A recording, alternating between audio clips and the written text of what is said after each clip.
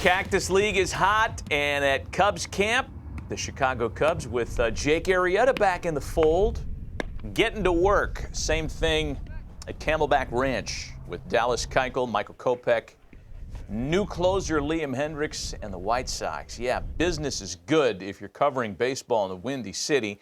Just ask our next guests. Russell Dorsey covering the Cubs for the Chicago Sun-Times. Russell, good morning to you, and our friend Chuck Garfien from NBC Sports Chicago covering the White Sox. Unabashed apologists for both brands. So let's get into this Chicago baseball story. And Russell, I want to start with you because, boy, the Cubs are interesting, and depending on who you speak to this year, they're either a better version of the 2020 team or they're still kind of changing the mix. Where do you have them, and what do we expect from the 2021 Chicago Cubs?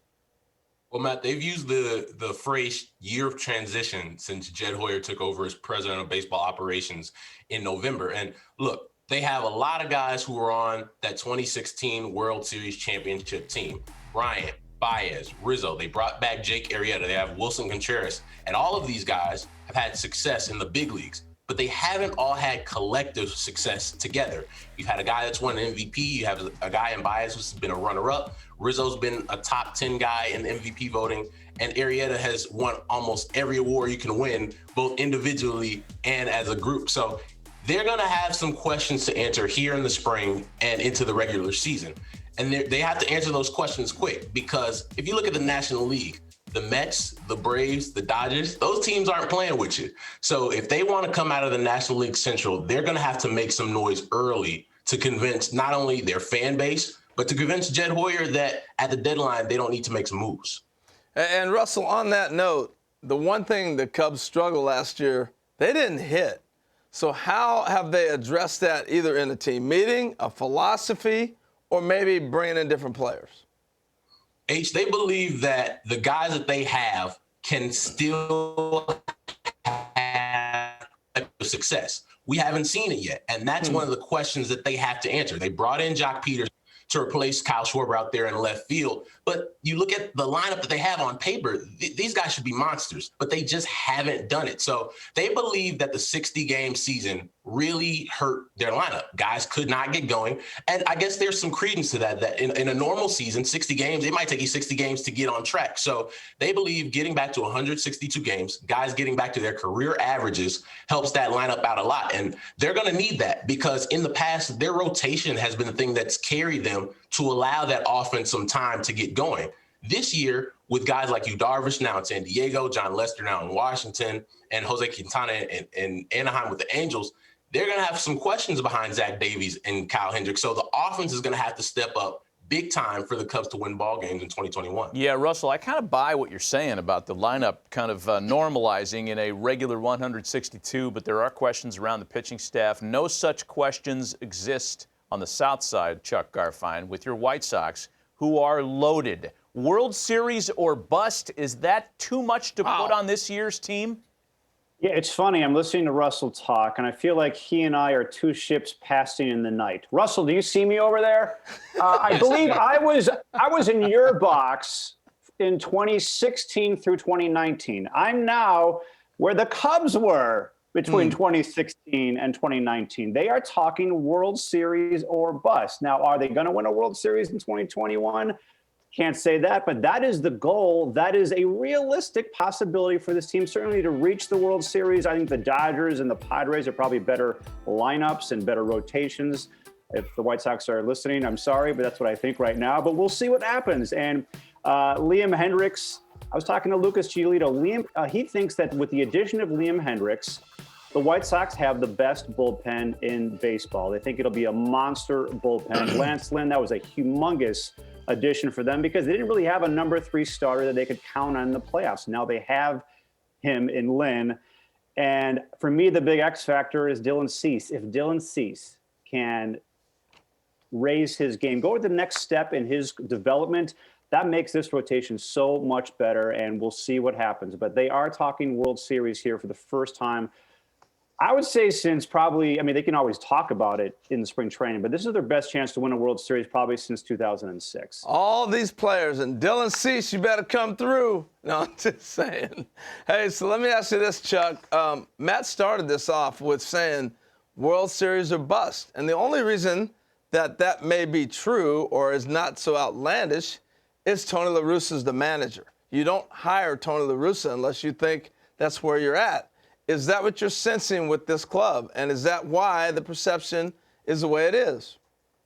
Yeah, I mean, you've got a guy who has the most wins in Major League history walking the planet right now. He's got the third most wins, and he has impressed guys. I've been hearing that his attention to detail has been supreme so far in spring training, and the guys just have come to the facility. They like just talking to him, talking baseball, and he just gets it.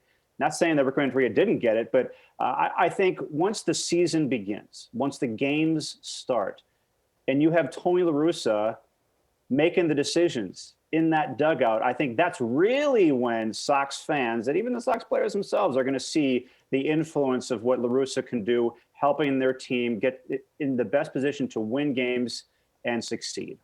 Russell, take the pulse of Chicago fans for us here because, based on the way the wind is blowing and the way the dollars are being spent in the free agent market, you could say there are more White Sox fans than Cub fans. It always feels like Cub fans are representing a little bit more than White Sox fans. Is that still the case? Where's the fan breakdown right now? It's always going to be a Cubs town, Matt. I'll tell you that right now. But for the first time in a while, you have Sox fans popping out like, is it our time?